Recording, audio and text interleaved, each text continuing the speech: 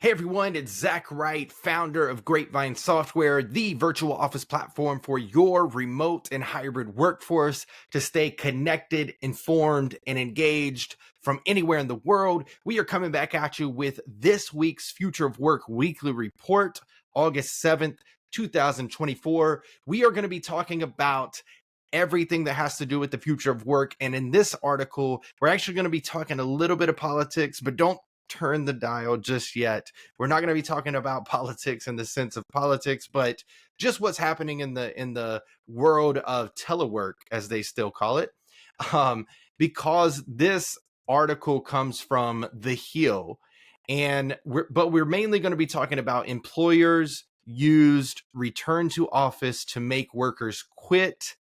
Then this happened. That's the title of this article. It was published on August 6th, 2024.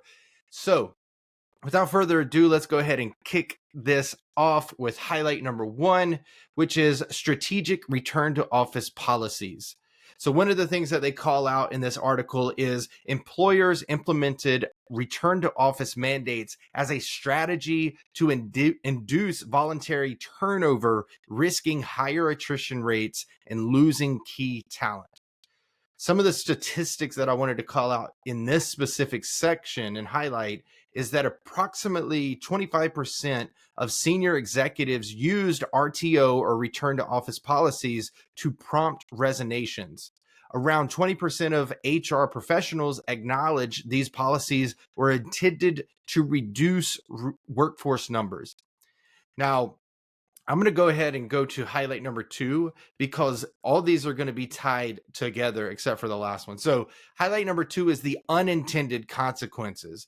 These policies led to unexpected high attrition, particularly affecting women and underrepresented groups.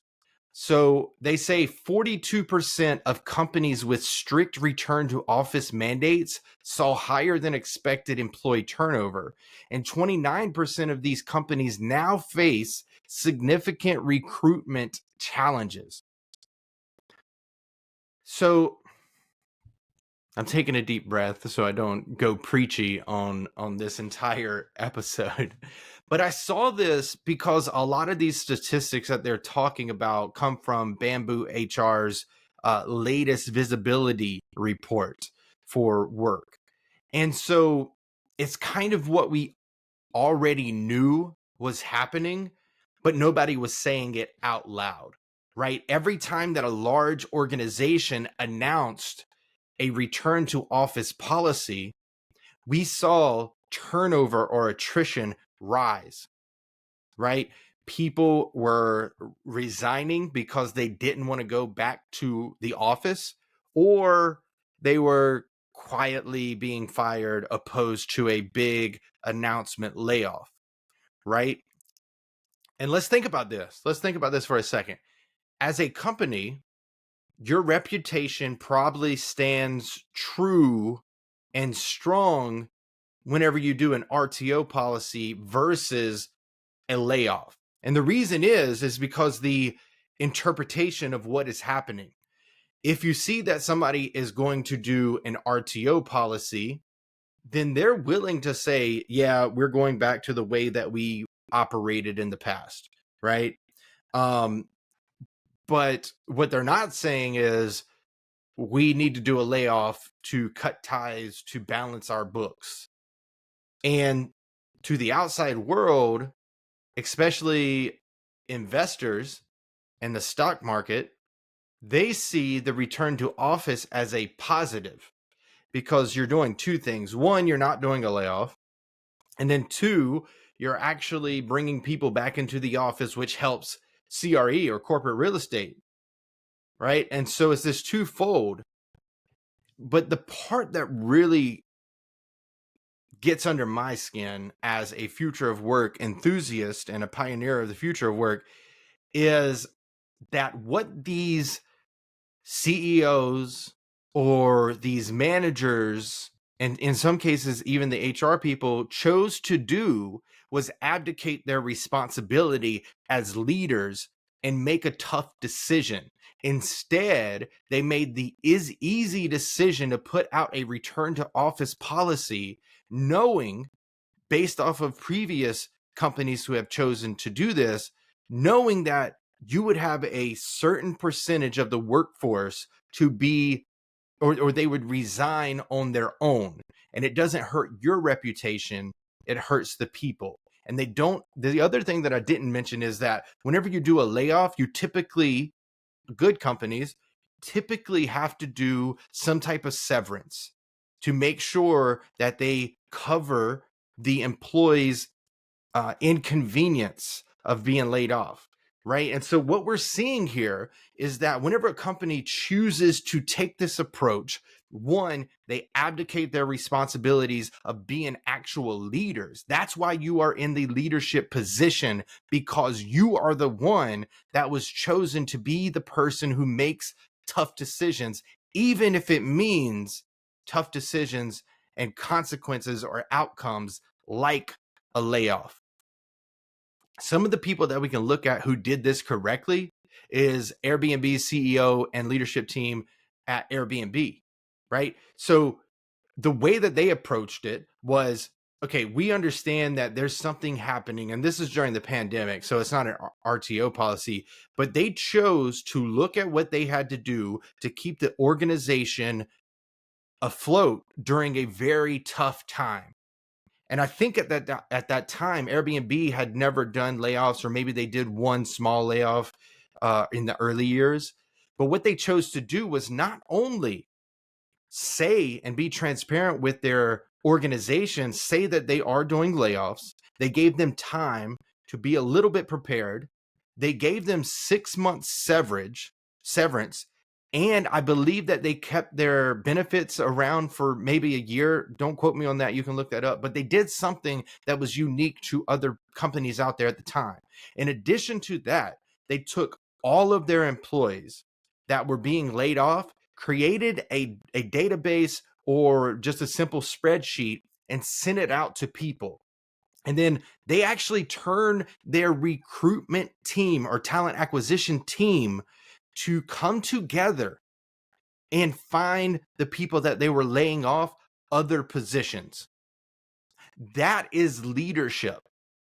And that's the reason that I wanted to talk about this article today, because whenever we actually saw this from Bamboo HR data, that they went out and they asked HR people, they asked managers, they asked C-suite executives the underlining theme of return to office. And if I go back to the key insight of number one, they said employers implemented RTO mandates as a strategy. First of all, that's not a strategy. To induce voluntary turnover, risking higher attrition rates and losing key talent.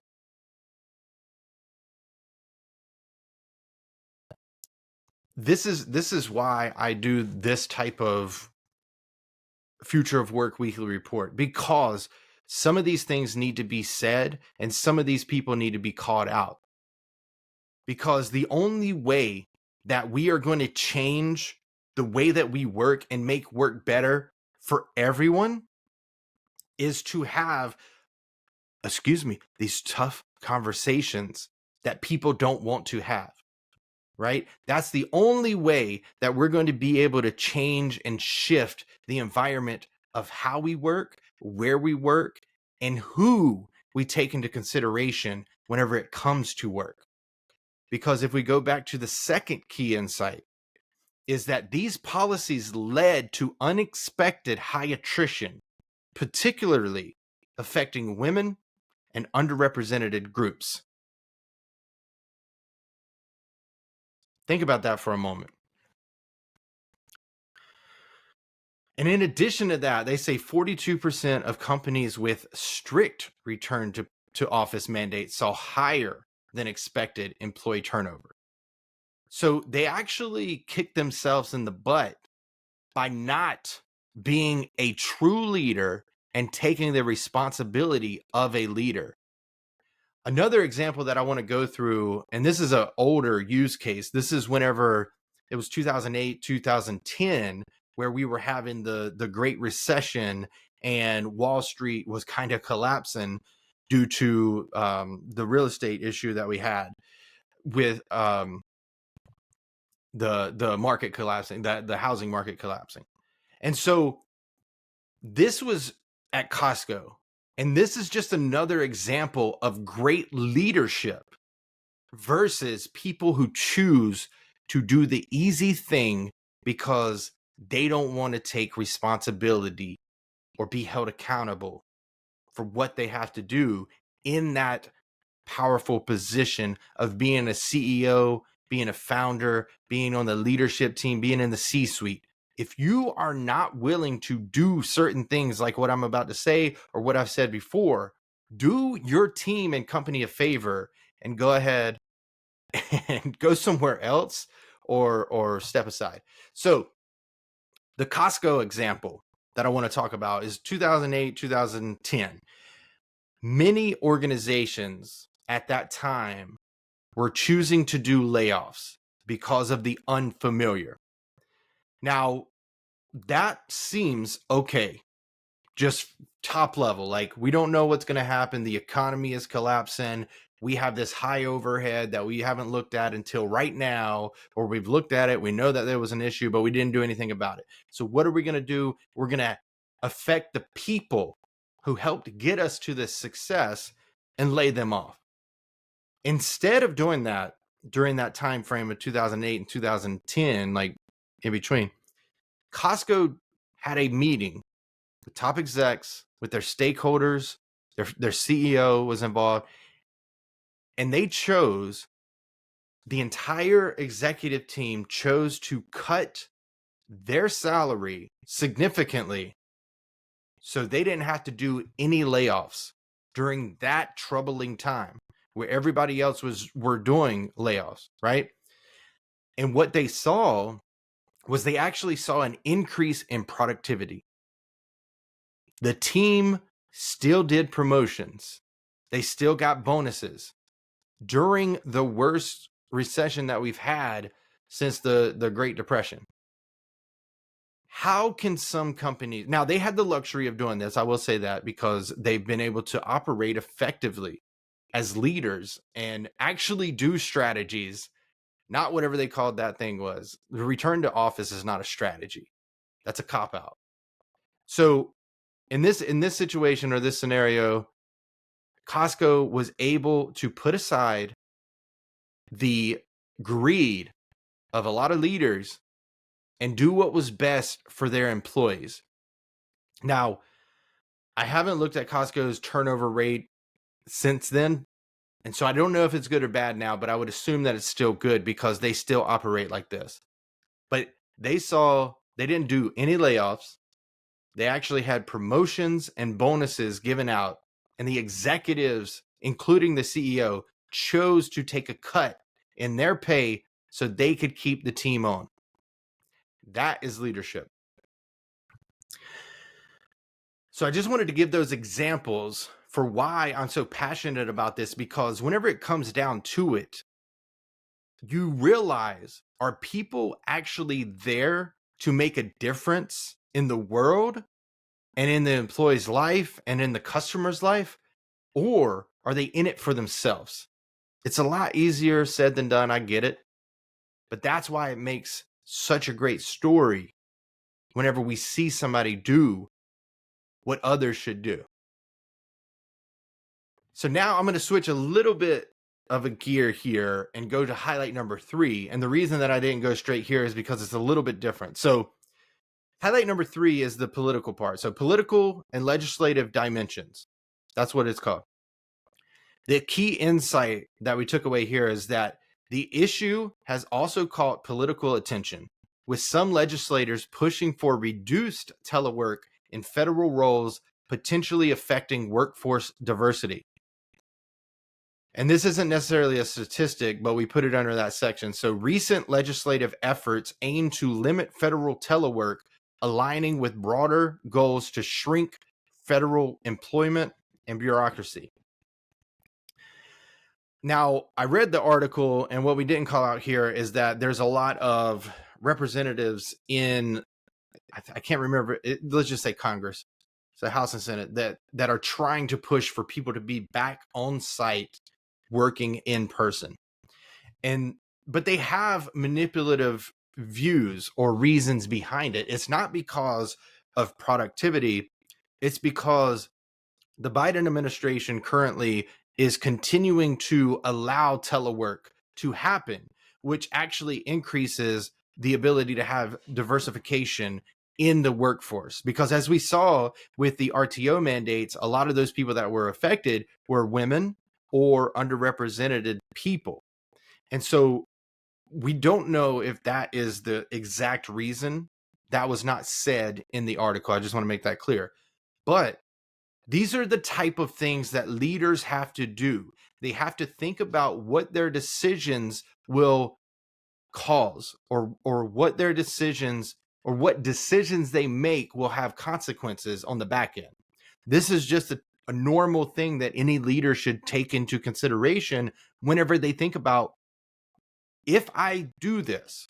So let's use this example. If I make people come back into the office, what are the repercussions of that?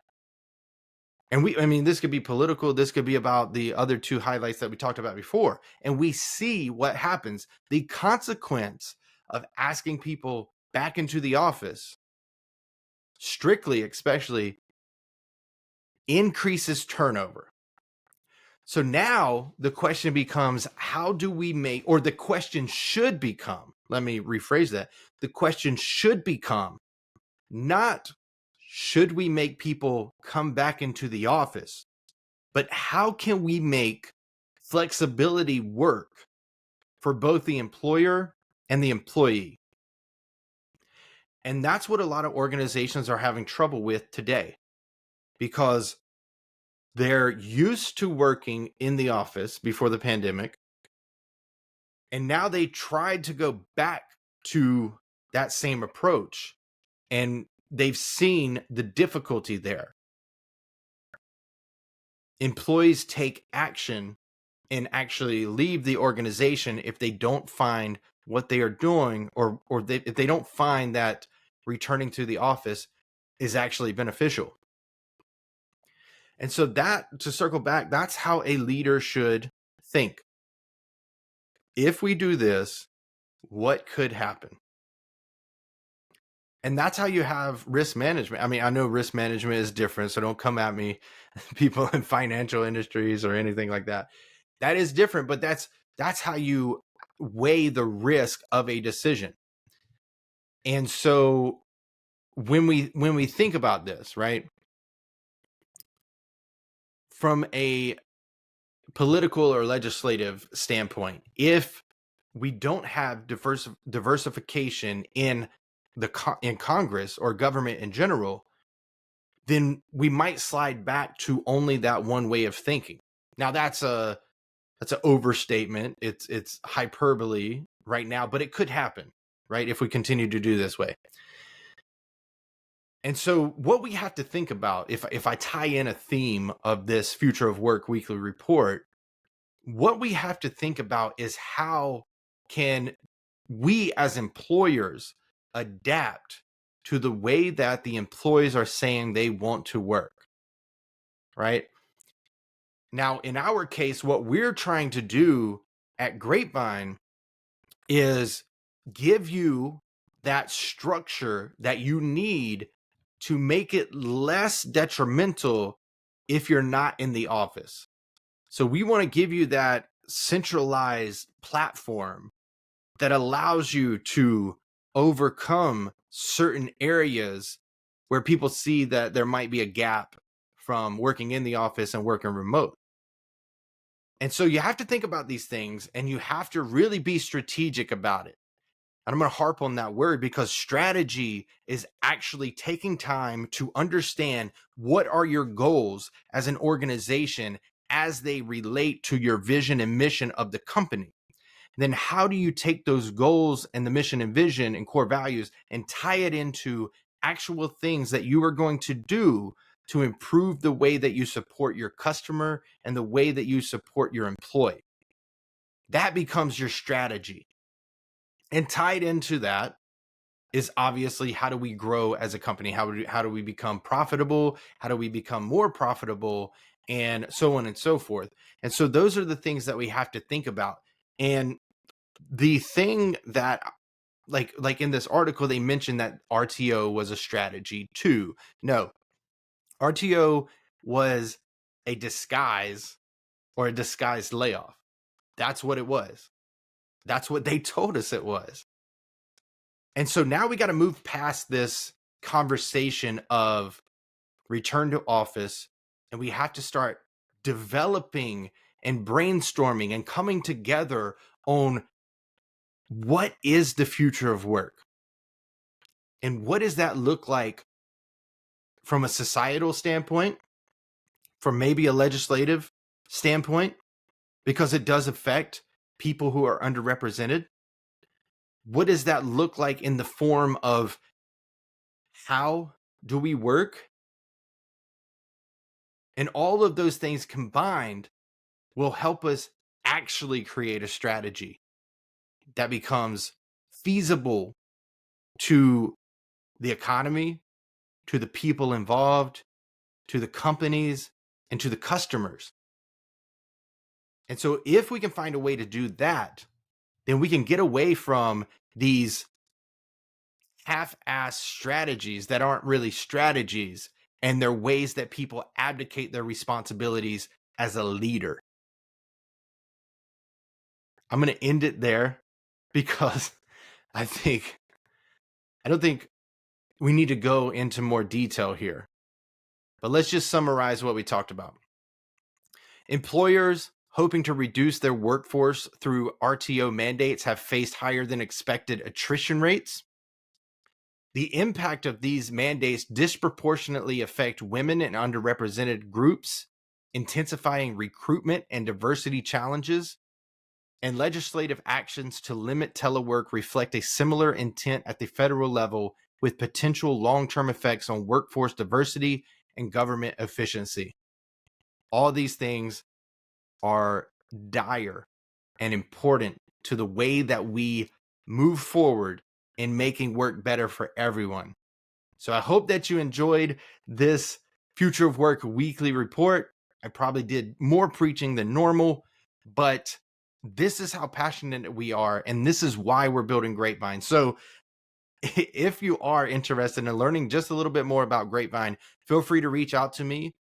You can go to our website and sign up for 30 days free. You'll get a free onboarding there, or just find me on LinkedIn, reach out and say, I saw the Future of Work. I wanted to reach out to you and learn more about Grapevine. Thanks so much for watching, and we will see you on the next Future of Work weekly report.